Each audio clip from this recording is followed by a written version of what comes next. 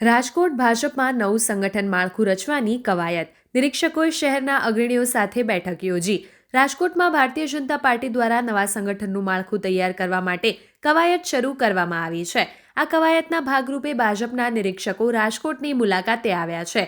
પક્ષ દ્વારા ભરતસિંહ પરમાર અને બીજલબેન પટેલને રાજકોટમાં નિરીક્ષક તરીકેની જવાબદારી સોંપવામાં આવી છે. તેમણે અહીં શહેર ભાજપના અગ્રણી નેતાઓ અને પદાધિકારીઓ સાથે મહત્વપૂર્ણ બેઠક યોજી હતી. નિરીક્ષકોએ રાજકોટ શહેર ભાજપ પ્રમુખ માધવ દવે, મેયર નયનાબેન પેઢડિયા, રાજ્યસભા સાંસદ રામભાઈ મોકેરિયા, ઉપાધ્યક્ષ ડોક્ટર ભરત બોગરા, ધારાસભ્યો રમેશ તિલાળા અને ડોક્ટર દર્શિતા શાહ, પૂર્વ ધારાસભ્ય ગોવિંદ પટેલ, મહામંત્રીઓ અશ્વિન મોલિયા અને વિરેન્દ્રસિંહ ઝાલા, પૂર્વ મેયર બીનાબેન આચાર્ય, પૂર્વ મંત્રી અરવિંદભાઈ રેયાણી સહિતના મુખ્ય નેતાઓ સાથે બેઠક કરી હતી. આ બેઠકમાં દરેકની સાથે વ્યક્તિગત રીતે અને સમૂહમાં ચર્ચા કરવામાં આવી હતી, જેમાં સંગઠનને વધુ મજબૂત બનાવવા માટેના મંતવ્યો અને સૂચનો લેવામાં આવ્યા હતા. આ બેઠકનો મુખ્ય હેતુ આગામી સમયમાં યોજાનારી સ્થાનિક સ્વરાજની ચૂંટણીઓને ધ્યાનમાં રાખીને પક્ષના સંગઠનને વધુ મજબૂત અને કાર્યક્ષમ બનાવવાનો છે.